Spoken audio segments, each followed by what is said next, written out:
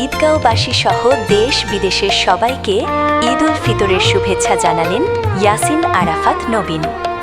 পবিত্র ঈদ উল ফিতর উপলক্ষে ঈদগাঁও উপজেলাবাসী সহ দেশ ও প্রবাসে অবস্থানরত বিশ্বের সকল মুসলিম উম্মাহকে পবিত্র ঈদ উল ফিতরের আন্তরিক শুভেচ্ছা ও অভিনন্দন জানিয়েছেন ইসলামপুর ইউনিয়ন শ্রমিক দলের অন্যতম নেতা ইয়াসিন আরাফাত নবীন।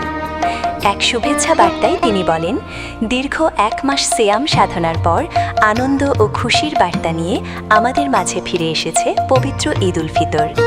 এই ঈদ বয়ে আনুক অনাবিল সুখ, শান্তি ও সমৃদ্ধি। ধনী দরিদ্র নির্বিশেষে ঈদের এই আনন্দ সবার ঘরে ঘরে ছড়িয়ে পড়ুক। তিনি আরও বলেন, ইসলামপুর ইউনিয়ন শ্রমিক দলের পক্ষ থেকে আমি দেশ ও প্রবাসের সকল ভাই বোনদের জানাই ঈদ মোবারক।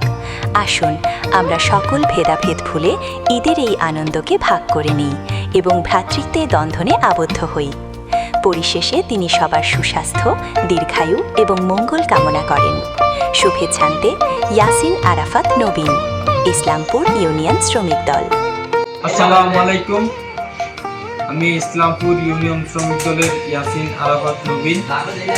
আগামীকালকে ঈদ উল ফিতর, পবিত্র ঈদ উল ফিতর উপলক্ষে দেশ ও প্রবাসে অবস্থানরত সকল মুসলিম ভাই বোনদেরকে জানাই আমার ইসলামপুর ইউনিয়ন শ্রমিক দলের পক্ষ থেকে পবিত্র ঈদ উল ফিতরের শুভেচ্ছা।